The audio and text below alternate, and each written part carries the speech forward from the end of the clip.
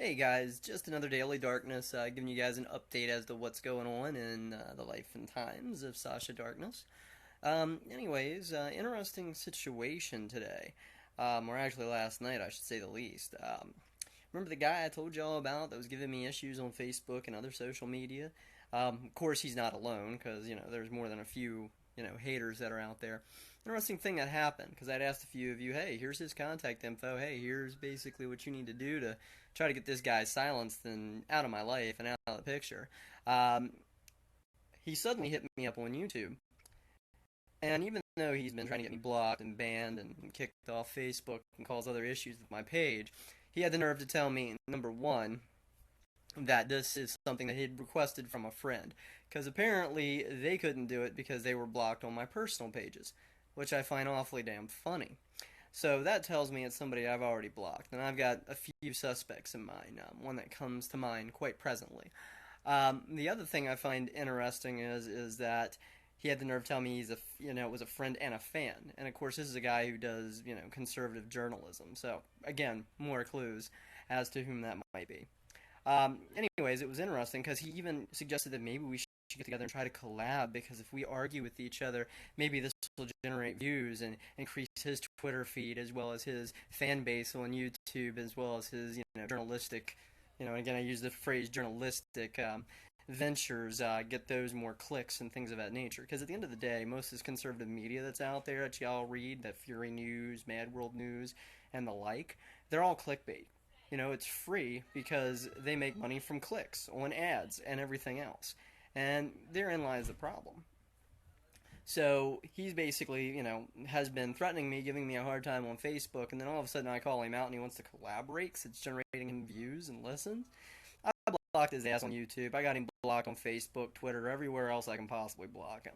So it basically tells me that some people I've blocked have still access to my personal pages, and they're too much of a coward to like or comment anything on my business pages because that's the only time you can block somebody. Because Facebook, funnily enough, won't let you block people on business pages until they've commented or made a like or something of that nature, which I find terrible to say the least, because you can have people harass you on your business pages, find you on your personal pages, and give you such a hard time, but Facebook does nothing about that when it comes to business pages.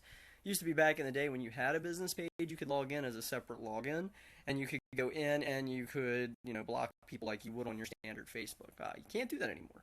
But it's awfully damn funny because, again, good old pastor will not name it, but he says to me, yeah, it's generating me views, you and I having this confrontation, so let's keep it up and let's try to collaborate on something. No, I'm sorry. I'm not a sellout. I never have been. I do this because I enjoy doing it, and I feel it kind of gives a realistic perspective on the situation, and I'm not going to collaborate with somebody who I don't get along with. I mean, why do that?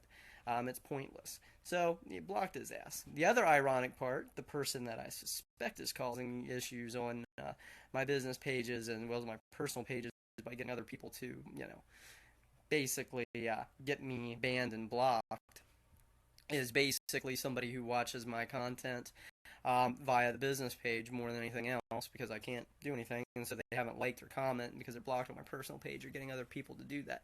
Well, this idiot has decided to subscribe to me on YouTube. Yeah, because I'm not going to notice that. I'm not going to get that email pop-up saying that you subscribed. And the kicker of it is you can't basically, you know, comment or like something on YouTube unless you basically subscribe to that person, which or not subscribe, but basically have a login so they can track you. So I hate to say it, but I found you, and I'm sorry to say, I don't need you in my life. You're not worth my time.